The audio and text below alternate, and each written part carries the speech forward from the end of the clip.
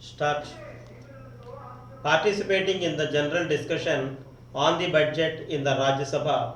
A member said, Mr. Vice Chairman, sir, this budget has its own significance because it has come at a time when we are in the middle of the current 5 year plan period.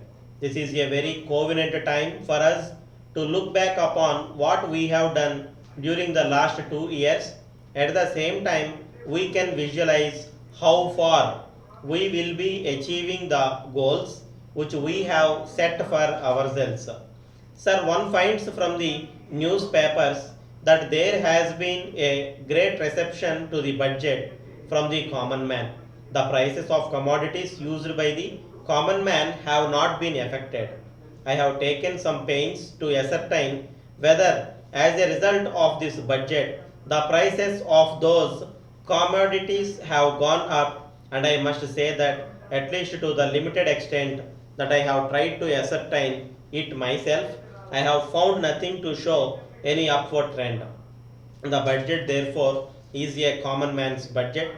Sir, in this budget, the emphasis is not on earning revenue through taxes, but on encouraging savings and on increasing productivity through suitable incentives.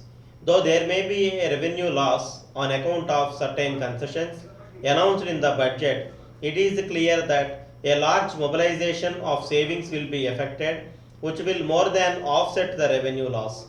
Here I would like to refer to two new schemes that have been announced. The Capital Investment Bond Scheme will have been a great appeal to the bigger taxpayers, and they will be encouraged to invest more because the return is as much as 50%. I would only request the minister to make the bonds negotiable so that if there is need, the person having the bond may negotiate it and get money. The other scheme is the Social Security Certificate scheme, which will benefit those belonging to the middle income group. A person who invests 5,000 rupees in Social Security certificates can, after 10 years, get 15,000 rupees. An added attraction of this scheme is the automatic facility of the nominee becoming entitled to the full maturity value of the certificate on the death of the certificate holder. But according to the announcement in the budget, only a person between 18 and 45 years of age can invest in these certificates. I request the minister to reduce the lower age limit to 10 because a person may desire to buy a social security certificate in the name of his son and gift it to him with a view to utilizing the amount realized on the maturity of the certificate for the son's higher education. Of course, the minister may lay down a condition stating that the insurance aspect of the certificate will come into effect only after the person in whose name the certificate stands attains the age of 18. Sir, there is so much talk about millions of people living below the poverty line in our country, but everyone seems to miss the point that over the last decade our population has risen at an alarming rate. I am therefore glad to find that a substantial allocation of funds has been made in the budget for the family planning program.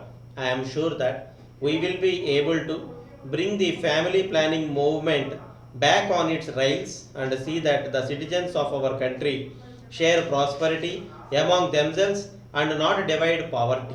Besides giving cash incentives to individuals who come forward to undergo operations, we may also think of giving incentives to whole villages, the families in which adopt the small family norm.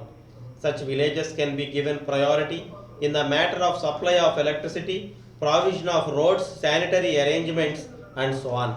There has been a massive increase in the plan allocation in the central as well as the state sector. I welcome the increase in the provision for accelerated rural water supply program. This provision made in the central sector will supplement the provisions in the state plans. While distributing this assistance to the states, I request that special attention may be paid to the hilly areas because the cost of implementing drinking water supply schemes in those areas is very much higher than that in the plains on account of the scattered population.